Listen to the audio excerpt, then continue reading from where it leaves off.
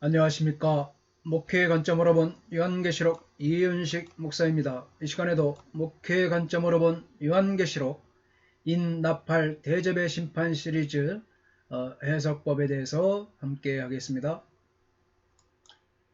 인나팔 대접의 심판 시리즈 두 번째는 이 반복적 해석법입니다. 이 해석법은 본서의 기본 배열은 연대적인 것이 아니라는 것과 이 계시의 통일성을 창출하는 것은 연속성이 아니라는 것에 비중을 두고 출발합니다. 인과 나팔, 대접의 동일한 이를 세 가지 각도에서 본 것이라는 주장이죠. 즉 같은 사건을 반복법을 따라 강조하기 위해 혹은 독자에게 강한 인상을 주기 위해 다른 각도에서 소설했다는 그런 주장이 이 반복법 해석법입니다. 본서의 완성들 가운데는 중첩되는 것과 재현되는 것이 있다는 것이죠. 적어도 어떤 부분에서는 두 환상이 동시에 평행적으로도 나타나기도 합니다.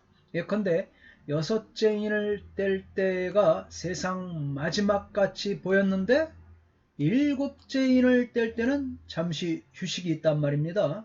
이어서 일곱 나팔이 다시 전개가 되고 있습니다. 여섯째 나팔은 그리스도의 재림을 인도하는 최후 승리를 외치는 것 같았습니다. 그 다음 광경은 또한 아직 재림이 되지 않은 것처럼 그려져 있습니다. 그리고 새 사건이 다시 하나 등장하게 됩니다. 그래서 일곱째 대접이 부어질 때 큰 소리가 들려오기를 되었다고 16장 17절에서 했습니다. 그 다음에 오는 것은 세상 끝날의 도래가 아니고 바벨론 멸망에 관한 묘사입니다. 그리고 맨 나중에서야 그리스도의 승리가 나타난다는 것입니다. 또한 이 세 재앙들은 모두 재난과 고통을 묘사하고 있다는 점에서 서로 같습니다. 각각에서 처음 네 부분은 사건의 연속이기라기보다는 같은 상황의 여러 다른 측면들이라는 것이죠. 각각에서 다섯째 부분은 외적 재난들을 넘어서 인간의 내적 성품을 면밀히 조사하고 있습니다. 또한 각각에서 여섯째와 일곱째 부분은 같은 마지막 재앙과 그 뒤에 따라오는 것을 묘사하고 있는 듯합니다. 이 세 재앙은 반복적인 것이다. 같은 내용을 세 가지 각도에서 각기 표현한 것이다. 이게 반복적 해석법입니다. 따라서 인을 떼는 것은 그리스도의 재림식까지 교회를 통해 무엇이 일어날 것인가, 교회가 어떤 권한을 받을 것인가에 대해 보여주고 있다는 것입니다. 나팔 소리들은 다시 같은 출발점에서 시작하여 그리스도의 재림을 포함해서 재림식까지 역사를 통해 일어날 일들을 선포하면서 믿지 않는 세상에 대한 경고를 하고 있습니다. 그리고 일곱 대접의 재앙에서 세상은 실제로 징벌을 받습니다. 일곱 대접을 쏟을 때마다 세상은 보복하시는 하나님에 의해 붕괴되고 있는 것입니다. 일곱인 재앙과 일곱 나팔 재앙과 일곱 대접의 이 반복적 해석법을 살펴보겠습니다. 교회에 닥친 고난, 인의 이제 각도에서 제1, 인, 제3, 제4, 제5, 제6, 제7인, 제7 여기에서 이제 제7인을 띌 때 제7 나팔로 이제 변환된다는 것입니다. 전환된다는 것입니다. 이 세상에 대한 경고, 이 인의 각도, 나팔의 각도, 제7 나팔 1부터 제7 나팔까지 있을 때에 제7 나팔에서 또 역시 제7 대접으로 전환이 되고 있습니다. 세상에 대한 징벌이 있는데 제7대접이죠. 1대접부터 제7대접까지 이것은 이제 공기에 쏟죠. 공기에 쏟고 있음을 보여주고 있습니다. 그러나 이제 비판을 하자 보면은 이러한 주장은 인과 나팔과 대접의 관계가 아무런 변화 없이 단순하게 반복되는 것으로 생각되지는 않는다는 것입니다. 비판입니다. 인 심판에서 나팔 심판 그리고 대접 심판으로 갈 때 그 강도가 강화되고 있는 것을 분명하게 인식하고 있습니다. 단순히 반복된다는 것이 아니죠. 왜냐?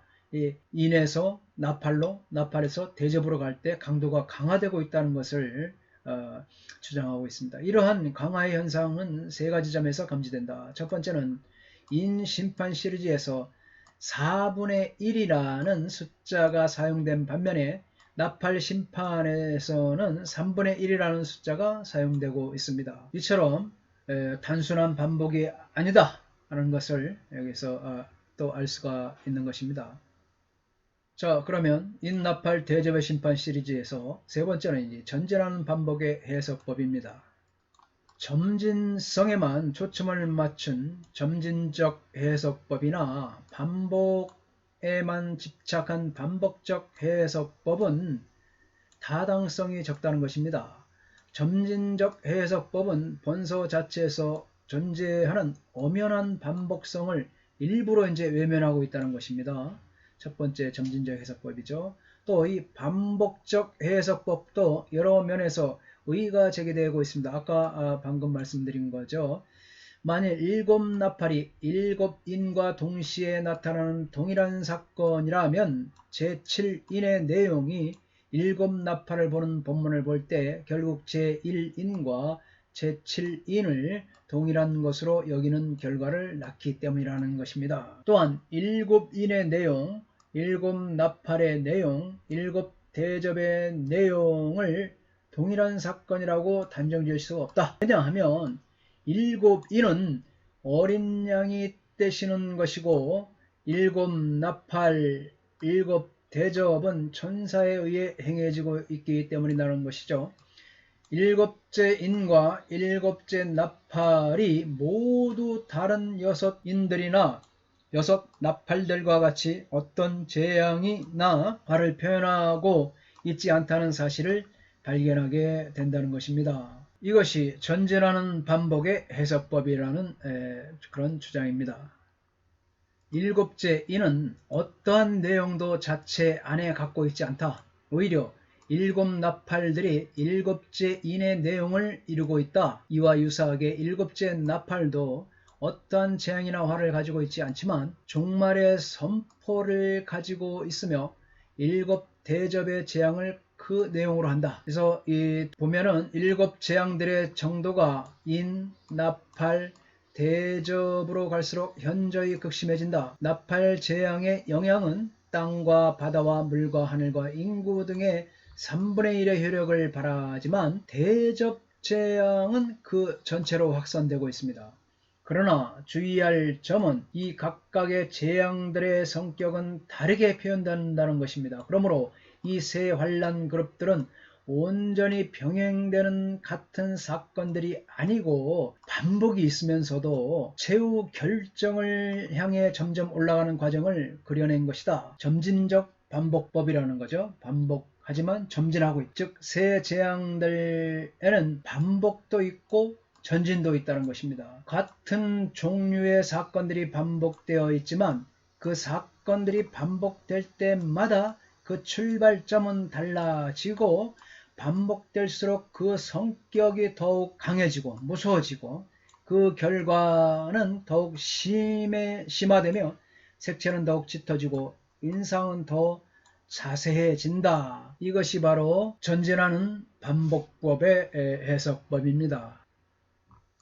그리하여 마침내 이 환상들은 모두 같은 종말, 같은 목적에 도달하고 있는 것이다. 이 본서를 이런 식으로 이해할 때 그리스도의 재림 때까지 무수한 환란이 있을 것이라는 점, 그 환란들은 대체로 그러한 유사한 형식을 가지고 반복되나 이러한 반복은 단순한 반복이 아닌 나선형의 전진하는 반복이라는 것이죠. 나사를 돌리면 돌릴수록 어떻게 됩니까? 더 깊이 들어가죠. 전진하면서 깊이 들어가게 됩니다. 그리스도의 재림 때까지 재림이 가까이 올수록 환란은 더욱 격심해진다. 이것이 전진하는 반복의 해석법입니다.